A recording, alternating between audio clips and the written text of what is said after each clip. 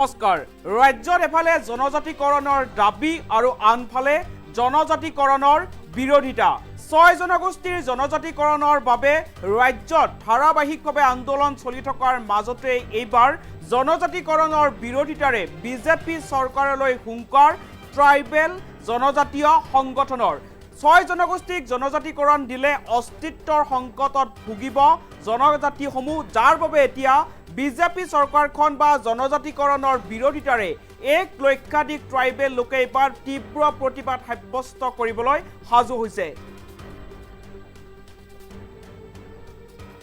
এইবাৰ জনজাতিকৰণৰ বিৰোধিতাৰে চৰকাৰলৈ হুংকাৰ। চৰকাৰক হুংকাৰ ১৪টাকৈ জনজাতীয় সংগঠনৰ। সৰ্ববৃহৎ প্ৰতিবাদ আন্দোলনেৰে অসম কঁপোৱাৰ এইবাৰ গৰ্জন। ৬ জনগোষ্ঠীক জনজাতিৰ মৰ্যাদা দিলে অস্তিত্বৰ সংকটত পৰিব ৰাজ্যৰ জনজাতিসমূহ। সোমবাৰে সোণাপুৰৰ মিনি ষ্টেডিয়ামত হ'ব বিশাল প্ৰতিবাদী গণ সমদল। ১ লক্ষাধিক ট্ৰাইবেল জনজাতিৰ লোকে সাব্যস্ত কৰিব বিশাল গণ প্ৰতিবাদ। ৬ জনগোষ্ঠীৰ জনজাতিকৰণৰ তীব্ৰ বিৰোধিতা এইবাৰ ট্ৰাইবেল সংঘৰ। ১৪টাকৈ জনজাতীয় সংগঠনৰ আন্দোলনৰ হুংকাৰ। সদৌ অসম ট্ৰাইবেল সংঘ এপছুকে ধৰি জনজাতীয় সংগঠনে এইবাৰ সাব্যস্ত কৰিব প্ৰতিবাদ। নিজৰ অস্তিত্ব ৰক্ষাৰ দাবীৰে এইবাৰ অসম কঁপাবলৈ সাজু ১৪টাকৈ জনজাতীয় সংগঠন। বৰ্তমানৰ জনজাতি লোকসকলৰ মৰ্যাদা প্ৰাপ্য অধিকাৰ সুৰক্ষিত কৰাৰ দাবী। ট্ৰাইবেল জনজাতিসকলৰ দাবী নামানিলে পুনৰ বিশাল আন্দোলনৰ হুংকাৰ ১৪টাকৈ জনজাতীয় সংগঠনৰ।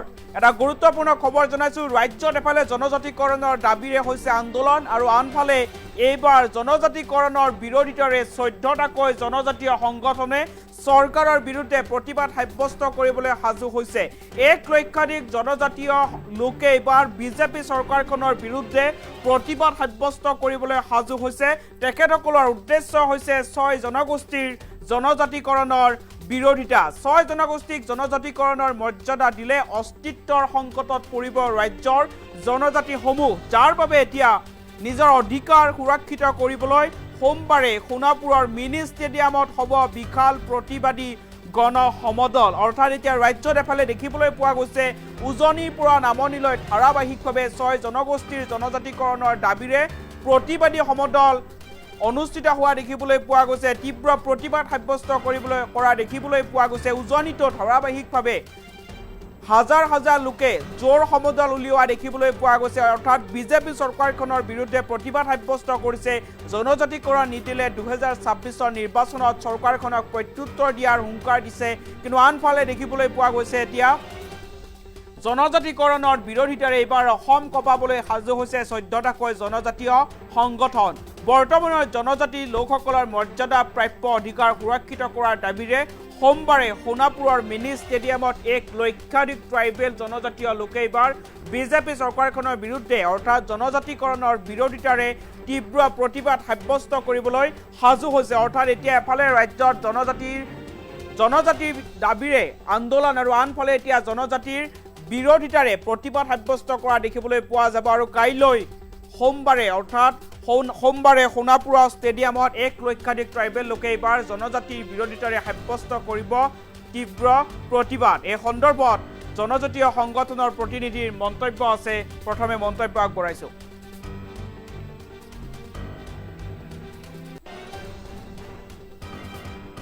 সোণাপুৰৰ আপোনাৰ মিনি ষ্টেডিয়ামত CC2TOA আণ্ডাৰত অসমৰ ১৪টা জনগোষ্ঠী অৰ্থাৎ ট্ৰাইবেল জনগোষ্ঠীবিলাকৰ ১ লাখ মোৰ দেন ১ লাখ আমি ১ লাখ টাৰ্গেট কৰিছোঁ। ১ লাখতকৈ অধিক হ'ব পাৰে।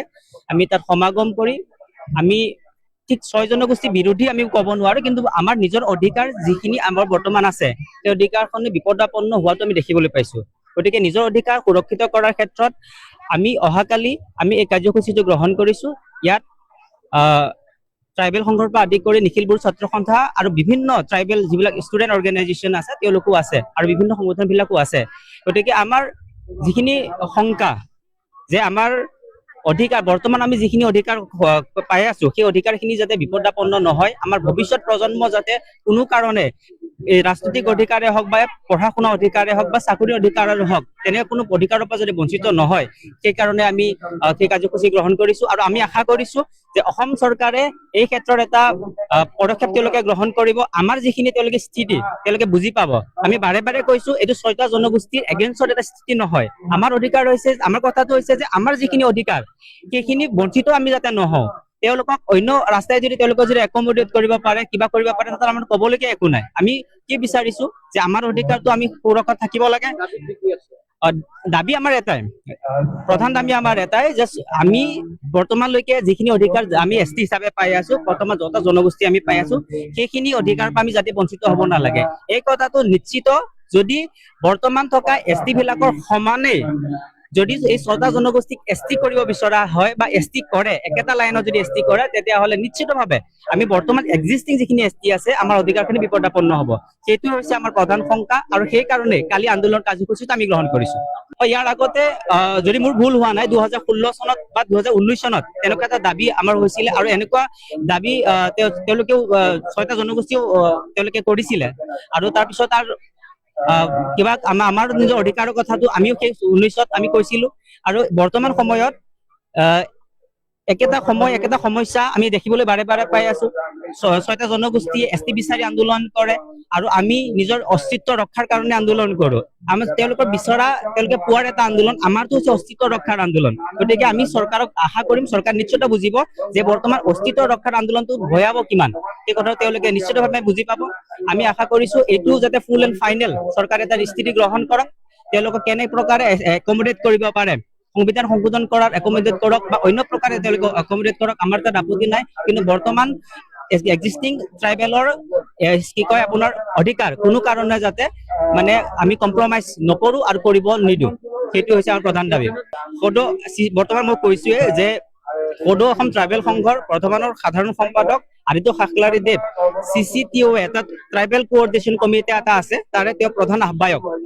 ইয়াত আমি নিখিল বড়ো ছাত্ৰ সন্থাও আছো, মই নিখিল বড়ো ছাত্ৰ সন্থা নগাঁও জিলা সমিতিৰ সভাপতি। গতিকে আমি সকলোৱে একেলগে আমি সেই মাতটো মাতিছো। আমাৰ যিখিনি অধিকাৰ কথা মই কৈছো, আমাৰ অধিকাৰ আমাৰ এটাই প্ৰশ্ন, আমাৰ অস্তিত্ব ৰক্ষাৰ আন্দোলন। আৰু